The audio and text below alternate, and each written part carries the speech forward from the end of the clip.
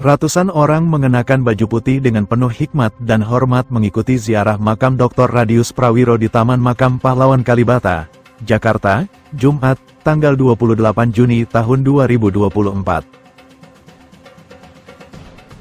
Sebelum ziarah makam, diadakan ibadah yang dipimpin oleh pelayan firman Pendeta Saud Sirait dan liturgos Pendeta Ronald Richard.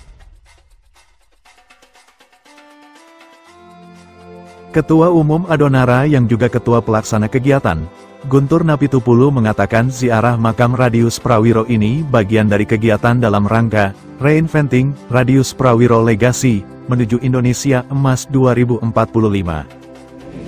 Yang sudah kita rencanakan yaitu membuat kenangan untuk Bapak Radius.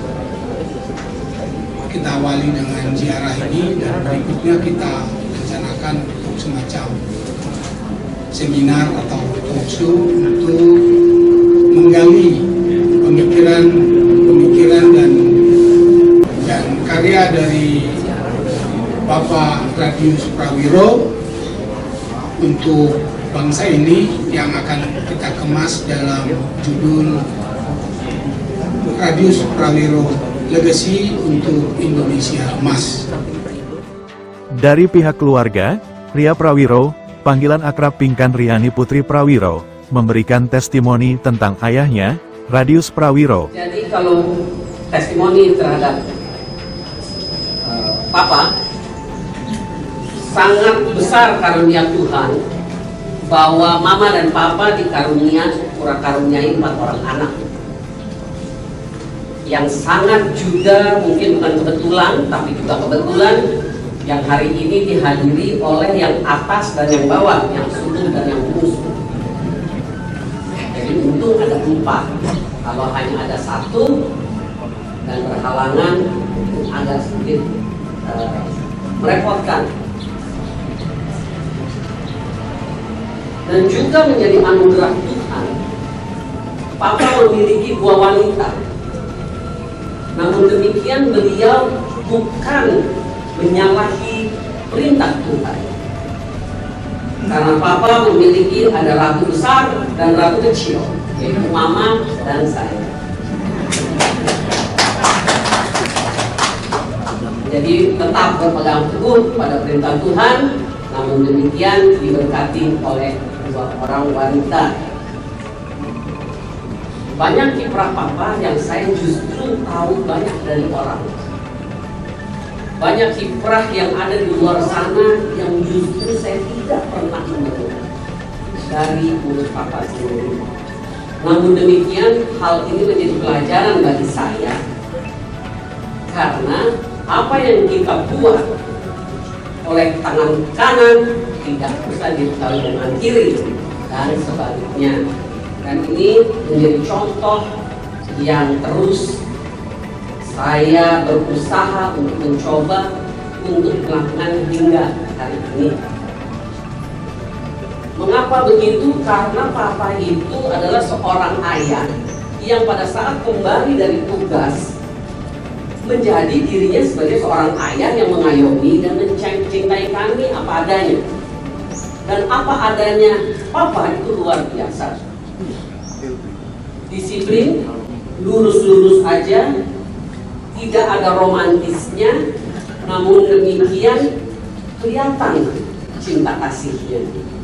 Jadi itulah juga yang saya dengar dari banyak orang, bahwa cinta kasih tersebut juga yang disebarkan kepada begitu banyak orang di luar sana. Peran Mama sebagai tiang doa keluarga yang selalu berdoa bagi Papa dan kami anak-anaknya, mempunyai juga disiplin yang sangat tinggi untuk membawa Papa secara khusus duduk manis di pagi hari karena harus berangkat kantor, untuk harus kita bersaat teduh setiap pagi. Jadi kalau Papa, "Mas, saya terlalu terburu-buru, harus bangun lebih pagi," ya perintah. Dan begitu juga yang dilakukan setiap malam sebelum saatnya kita beristirahat. Secara kuantitas waktu tentunya Papa sangat sedikit untuk bersama-sama dengan kami, atau saya dan mama, karena kebetulan ketiga abang saya atau ketiga emas saya sudah ada di luar negeri untuk studi. Tetapi waktu yang sepertinya sedikit secara kualitasnya bisa diatur oleh beliau sedemikian rupa, karena saya tidak pernah merasakan kekurangan waktu, kasih sayang, apapun, karena saya selalu merasa papa selalu ada saat seperti apapun. Kadang-kadang saya suka bergurau, papa kayak dukun deh, kau tahu sih kalau saya lagi susah. Tapi itulah hatinya yang begitu melekat dan berbicara kepada kita. Warisan atau legacy yang papa berikan bersama mama adalah takut akan Tuhan, berserah penuh. Nah ini yang nggak boleh sama sekali, harus menjadi dekat. Contoh-contoh yang diberikan papa dan mama selalu menjadi doa saya untuk saya dapat meninggalkan warisan atau legacy seperti yang beliau berikan kepada kami bagi keturunan-keturunan saya. Untuk menuntut ini,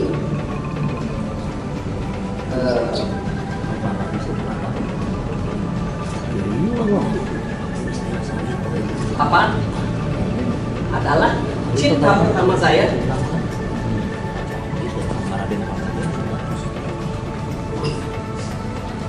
Sekaligus cinta terakhir saya, yang kemudian saya teruskan cinta-cinta tersebut pada putra saya David. Dan bagi David, Kakungnya adalah soulmate-nya, dan Yanti sebagai cintanya.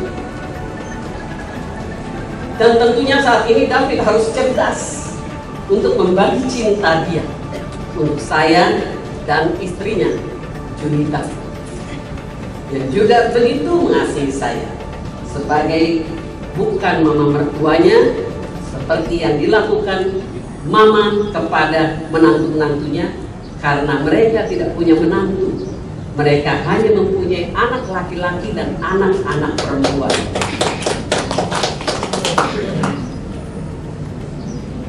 Di saat papa umur 70 tahun, saya sempat menulis curahan hati saya, menulis lagu maksud saya, curahan hati saya yang saya bacakan sedikit saja.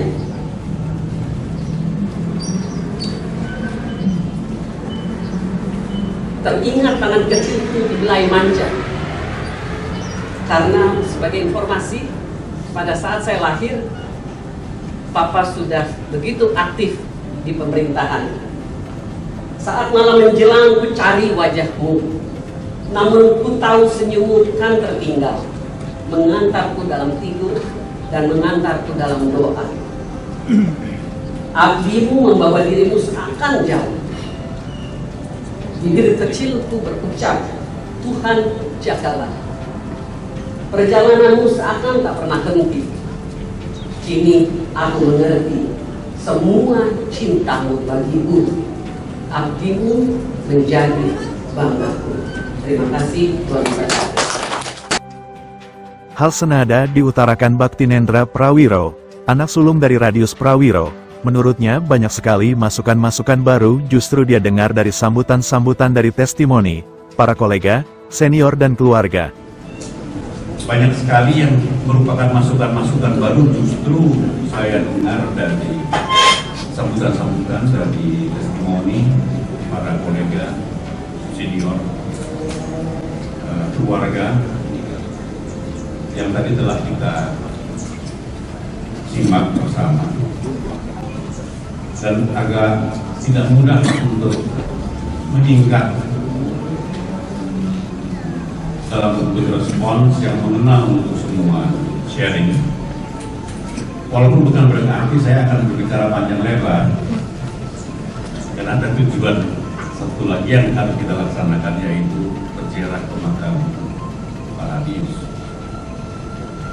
saya ingin mengatakan bahwa nampaknya dari testimoni, dari kesaksian, dari sharing yang telah diperdengarkan kepada kita,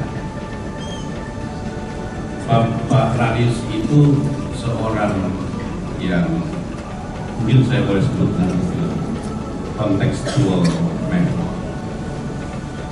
Dia selalu eksis dan muncul dengan sesuatu kita pada konteks di mana dia letak. Saya pernah bertanya, kalau saya masih jauh lebih muda dan beliau juga cukup muda, apakah Papa punya rencana jangka panjang dari muda yang terus secara konsisten berusaha dikejar atau diraih dalam perjalanan hidup? Dia bilang mungkin ada momen-momen di mana saya mempertegas ada atau tidaknya, yaitu pada waktu saya berdoa pagi, berdoa Allah. Tetapi selebihnya saya lebih banyak floating, mengikuti perkembangan keadaan. Dan keadaan itu membawa dia dari event ke event. Agak mudah dibayangkannya, kira-kira faktor-faktor apa yang membentuk karakternya. Sebagai anak tertua dari 11 anak, pasti gak bisa bermanja-manja, pasti harus ikut memperhatikan adik-adiknya. Dan kemudian sebagai anak dari seorang guru dan seorang bidan, lalu sebagai anak atau bagian dari komunitas Kristiani yang pada saat itu masih diasuh oleh Sending. Karena banyak training dan banyak program yang diberikan oleh Sending untuk jemaat, ya, termasuk untuk buyut, untuk kakek, nenek itu dan buyutan. Itu ada tempatnya juga terhadap. Oleh karena itulah saya bisa memahami bagaimana dia lahir di Jogja, lalu menempuh beberapa tahun dari masa kecilnya di Garut, dan kemudian di Tanah Toraja. Dan karena cukup lama di Tanah Toraja, banyak dari teman-teman masyarakat Toraja mengatakan Pak Radius orang Toraja. Pak Radius diberkati oleh leluhur-leluhur Toraja. Ceritanya, pada suatu saat Sri Sultan Hamengkubuwono akan dianugerahi status sebagai Raja Tanah Toraja. Lalu beliau pergi ke Tanah Toraja, mampir di Makassar, yang mendampingi adalah Pak Radius. Sampai di Makassar ternyata kaki beliau sakit, bengkak. Oleh karena itu dia meminta kepada Pak Radius, tolong wakili saya pergi ke Toraja untuk mengikuti upacara itu. Merasa kurang enak, Pak Radius bertanya, apakah sebaiknya ditunda? Persiapan sudah dalam upacara sudah. Akhirnya Pak Radius pergi ke sana, dan kemudian beliau dinobatkan sebagai Raja Toraja atas nama Sri Sultan. Dan dalam kata-katanya, prosidiknya selalu mengatakan begitu. Kami mengucapkan selamat datang pada Sri Sultan Hamengkubuwono yang dalam hal ini diwakili oleh Pak. Kami mengangkat Sri Sultan Hamengkubuwono yang dalam hal ini diangkat diwakili oleh Pak. Lalu leluhur Toraja mengatakan itu kira-kira sekitar tahun 80 akhir 80. Karena itu Pak Radius lama menjabat, banyak berkatnya. termasuk berkat yang insidentil. Dan memang kebetulan ada hubungan, tadi Pak Martin menceritakan tentang hubungan dekat dengan Pak Harto. Tapi memang sebelumnya hubungan dekatnya dengan bukan karena dia orang Jogja. Kalau orang Jogja ketemu orang Jogja dan satunya itu Sultan, nggak bisa bicara nih dalam situasi normal.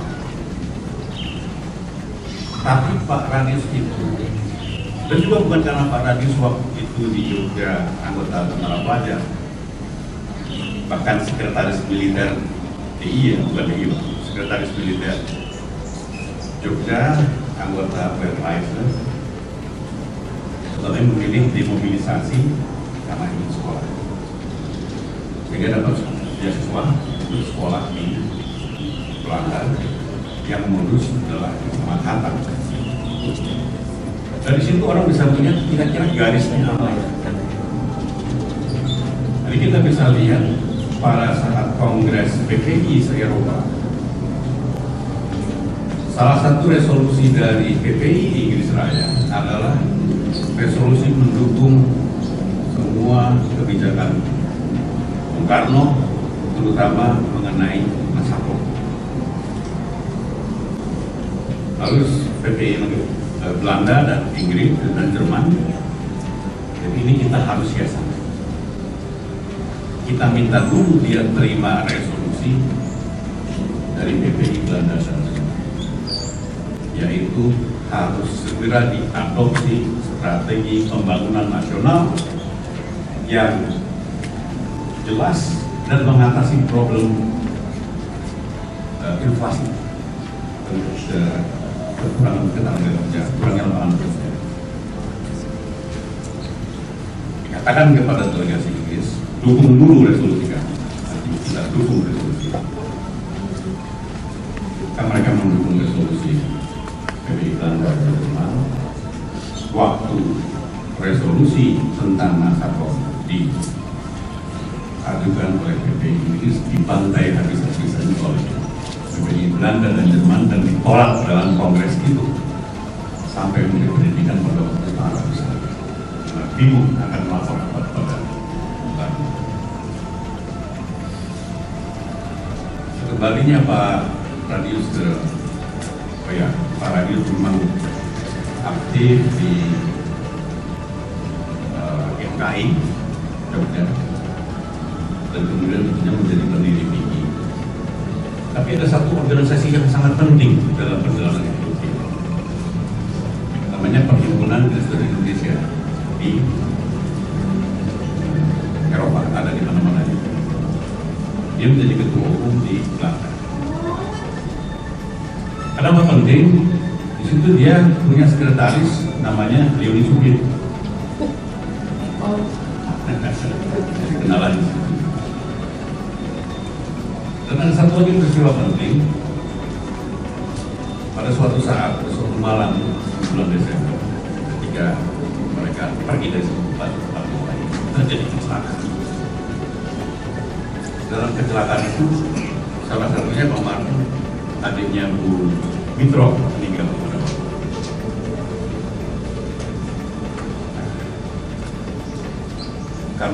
Karena sakit harus dirawat selama beberapa bulan, dan yang merawat tentunya adalah sekretaris, dan kemudian lama-kelamaan menjadi pacarnya dan akhirnya menjadi istrinya. Nah, saya kembalinya ke Indonesia. Pak Radius melamar bekerja di BI, ternyata ditolak oleh BI, tidak lulus aplikasi, tidak dibentukkan oleh BI. Jadi dia melamar di Departemen Keuangan, tadi sudah dibentukkan. Walaupun pada tahun 67 dia akhirnya kembali ke BI sebagai gubernur.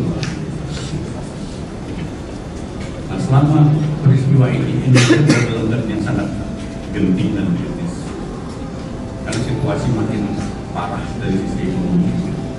dan dari sisi politik juga makin tegang. Saya waktu itu sudah mulai besar, walaupun masih kecil sudah mulai besar, dan tahu kenapa banyak sekali orang sering kumpul untuk diskusi di rumah atau para pergi diskusi. Nah, rupanya diskusi ini atau salah satu dari diskusi yang dihadiri adalah diskusi kumpulannya Pak Sujatmoko. Pak Sujatmoko ini punya satu kumpulan, Pak Sumitro punya satu kumpulan lainnya. Kumpulan Pak Sumitro tidak berada dalam negeri karena setelah peristiwa Ferrari Bernesta harus exile ke luar negeri, membawa anak-anaknya termasuk Pak Prabowo kecil itu dulu. Jadi yang tertinggal di dalam negeri adalah kumpulannya Pak Sumitro. Nah, tanpa disadari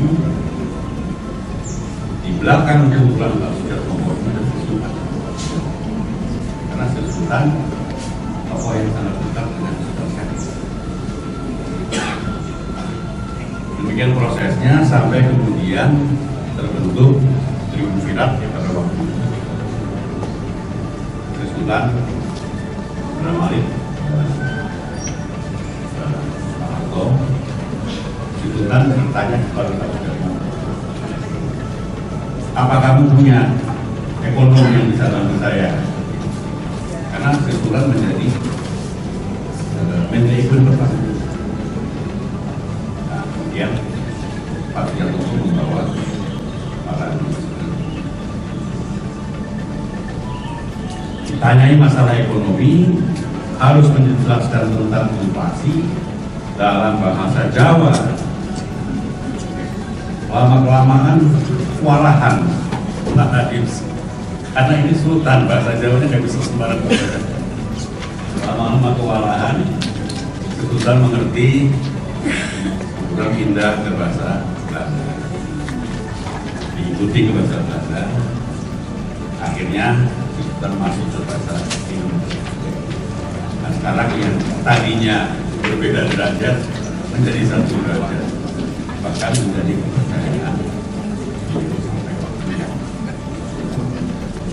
Nah, ini kenapa kita melihat dari konteks-konteks yang terjadi, termasuk bagaimana waktu kemudian menjadi dan